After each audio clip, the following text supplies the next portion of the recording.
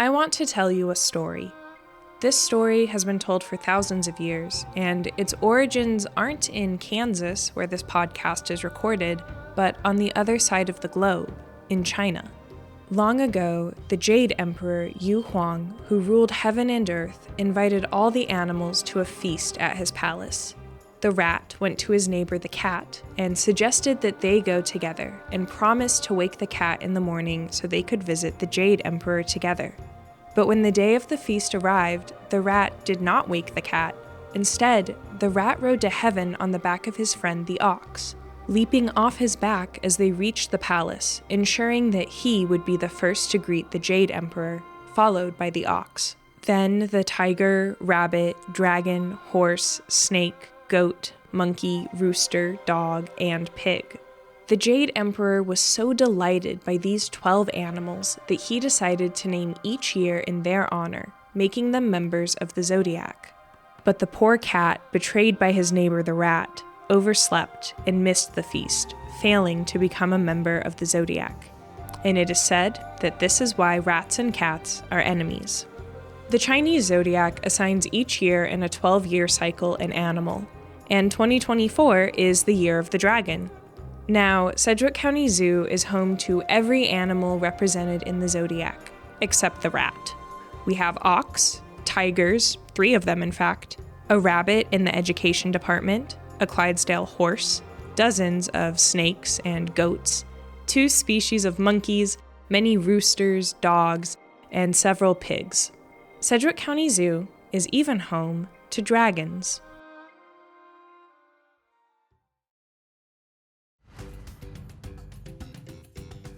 Hello and welcome to the Sedgwick County ZooCast Bitesize bonus. I'm your host, Emily Bishop, and in this mini episode, we'll give you the zoo scoop on koi.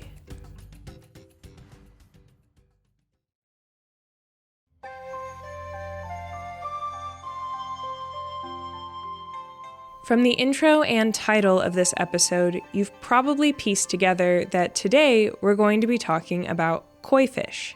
But mere moments ago, I promised you a dragon. So how are koi connected to dragons? Well, let me tell you another folk story that's almost as old as the Zodiac one this episode opens with. At the top of a mountain sits a waterfall that cascades down thousands of miles to the Yellow River. This waterfall, called the Longmen, or Dragon Gate, created a powerful current that forced all the carp in the river downstream. This meant the carp could not swim back to their homes upriver. The carp told Yu the Great, the king of China, about their plight, and in turn, his wife, the Jade Emperor's daughter, told her father about the carp. Taking pity on the fish, the Jade Emperor promised that any carp who could successfully swim up the waterfall and leap over the Dragon Gate would be rewarded. So every year, all the carp in the river gathered at the base of the mountain and held a competition. They would race against the current and swim with all their might up the waterfall and over the Dragon Gate. And the carp who were successful were rewarded by being transformed into dragons, who would then fly off into the sky.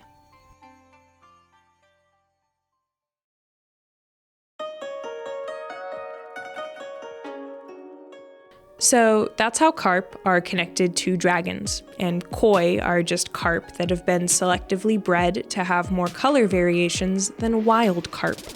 Sedgwick County Zoo is home to hundreds of koi.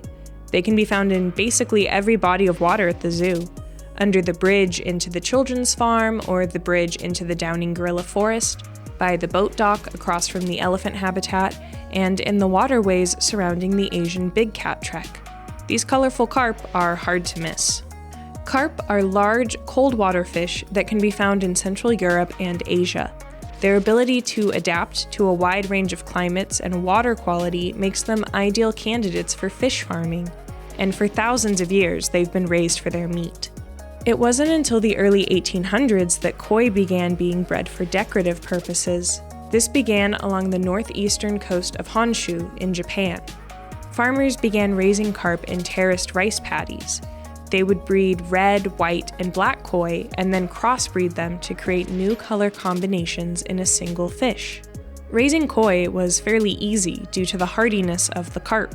They added an element of beauty to the rice paddies, but if times were tough, they could be eaten just as easily as their less decorated predecessors. By the 1880s, koi breeding boomed, and it soon became a way for farmers to make additional income by selling the fish. In 1914, the Koi Exhibit Association was formed by koi breeders who exhibited their stock at the Tokyo Taisho Exposition. Visitors at the exposition were awed by the fish, and following the end of the exposition, the association presented Crown Prince Hirohito with 8 carp. Going into the 1920s, koi sales expanded, and in 1939, koi were exhibited at the Japanese pavilion of that year's World's Fair held in San Francisco.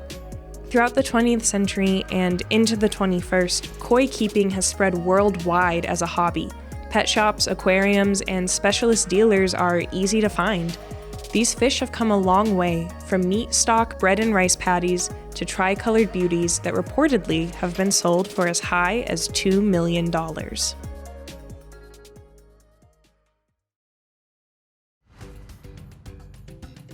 That's what's new at the zoo with koi. But keep listening after a brief message about how you can experience more perks when you visit the zoo to learn what a Zodiac really is.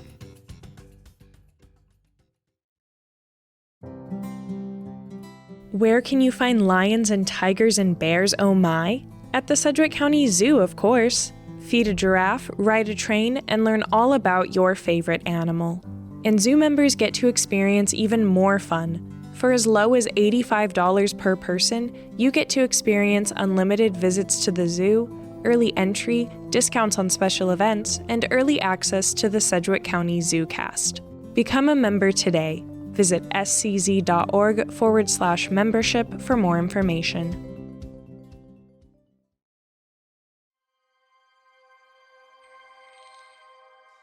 "2024 is the year of the dragon in the Chinese zodiac. But there's also a Vietnamese zodiac, which, instead of having the rabbit on its roster, does have the cat. 2024 is also the year of the dragon in the Vietnamese zodiac. There's also Western astrology that is divided not by years, but months. You're probably a little more familiar with this type of zodiac, and you know if you're a Capricorn, Taurus, Leo, and so forth based on when in the year you were born. There are tons of zodiacs. Basically, every culture across the globe has its own version. The zodiac is a way of telling time and has been used in fortune telling. It has to do with the movement of celestial bodies in the night sky. So, what does zodiac mean? How are all these different calendars all zodiacs? Zodiac comes from zodiacus, which is a Latinized version of an ancient Greek word which references how prevalent animals, real and mythological, are as symbols across all these calendars. The word zodiac just means circle of little animals.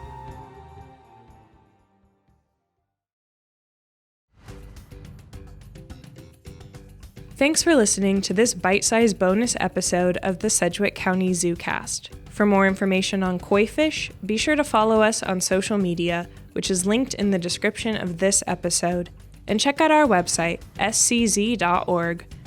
I've been Emily Bishop, and we hope you enjoyed this mini episode of the Sedgwick County ZooCast.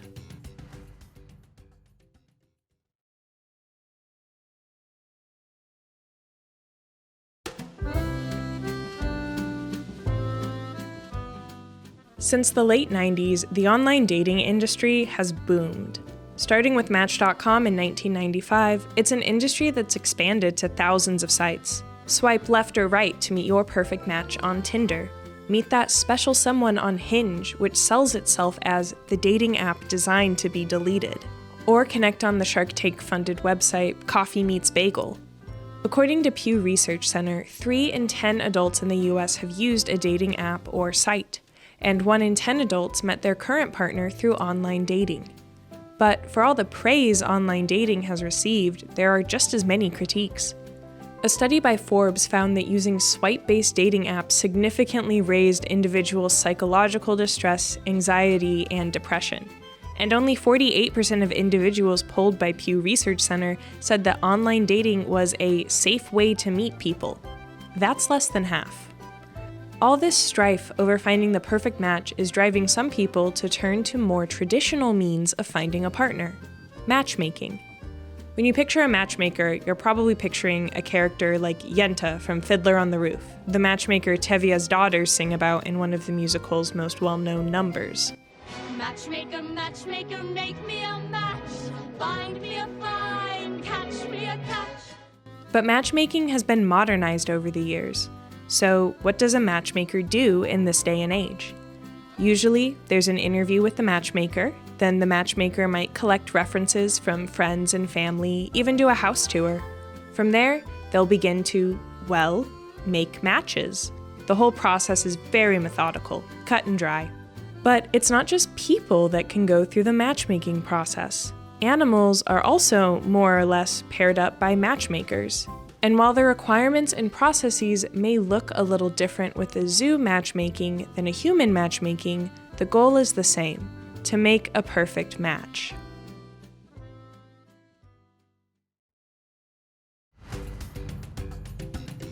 Hello and welcome to the Sedgwick County ZooCast Bite-Size Bonus. I'm your host, Emily Bishop, and in this mini episode, we're giving you the zoo scoop on the species survival plan.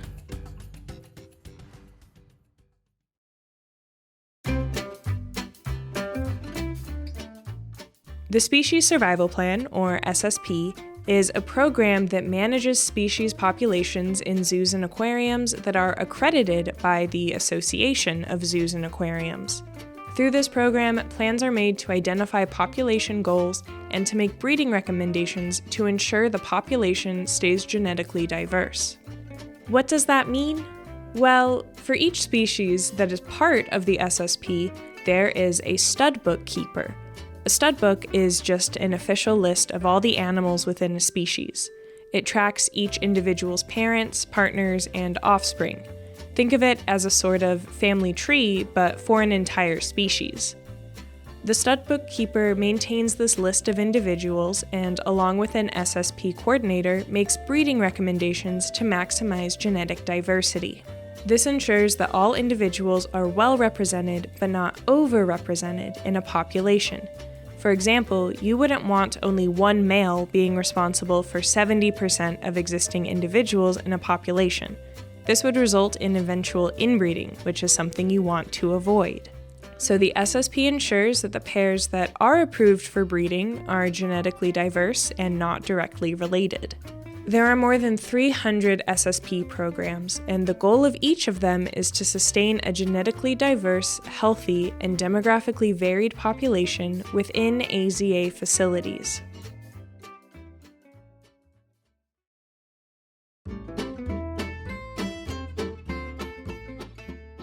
The Species Survival Program doesn't just take zoo animals into account. It often considers a wild population as well.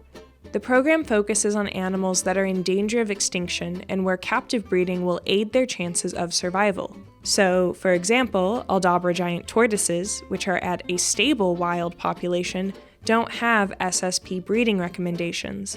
The breeding habits of the tortoises aren't really monitored. By contrast, the Cuban crocodile, which is critically endangered, does have SSP breeding recommendations, and their breeding habits and populations are closely monitored. The SSP ensures that should a wild species become extinct, there still exists a population in zoos, which could be used to aid in repopulation. For example, the Guam kingfisher is a bird species that is currently extinct in the wild, but through SSP breeding recommendations has seen its numbers increase in zoos, and currently, projects are underway to aid in reintroducing this bird to the wild. Many reintroduction programs have grown from the SSP. The black-footed ferret, Carter blue butterfly, California condor, and red wolf are just a few species that have had successful reintroductions from breeding programs. Thanks to the matchmakers at the Species Survival Program, the continued survival of endangered animals is a guarantee. And as the program succeeds with each breeding season, these species come one step closer to reaching a stable population.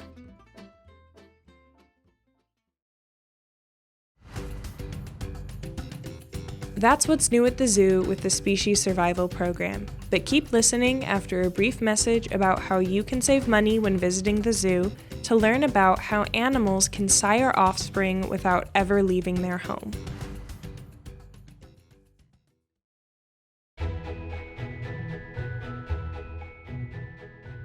Every Wednesday from November through February, enjoy Winter Wednesdays at the zoo.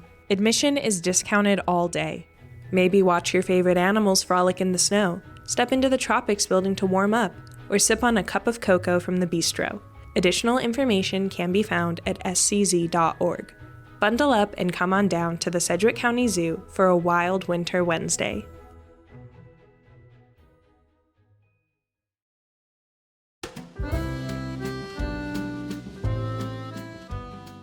When making a match with the Species Survival Program, all animals at all AZA facilities are taken into consideration.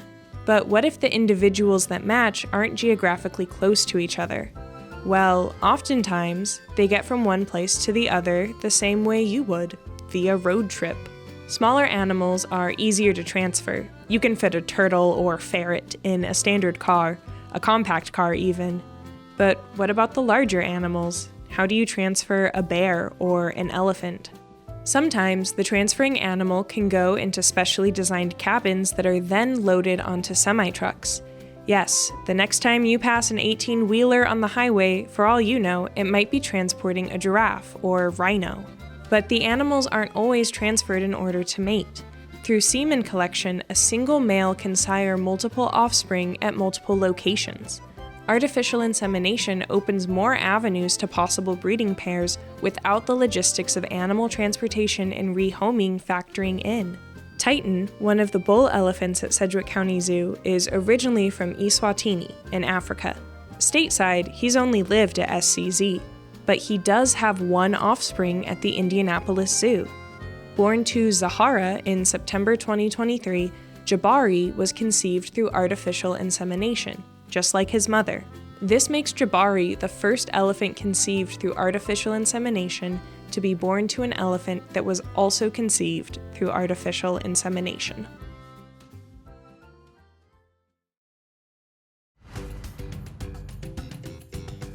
Thanks for listening to this bite-sized bonus episode of the Sedgwick County ZooCast. For more information on the Species Survival Plan, be sure to follow us on social media, which is linked in the description of this episode, and check out our website, scz.org. I've been Emily Bishop, and we hope you enjoyed this mini episode of the Sedgwick County ZooCast.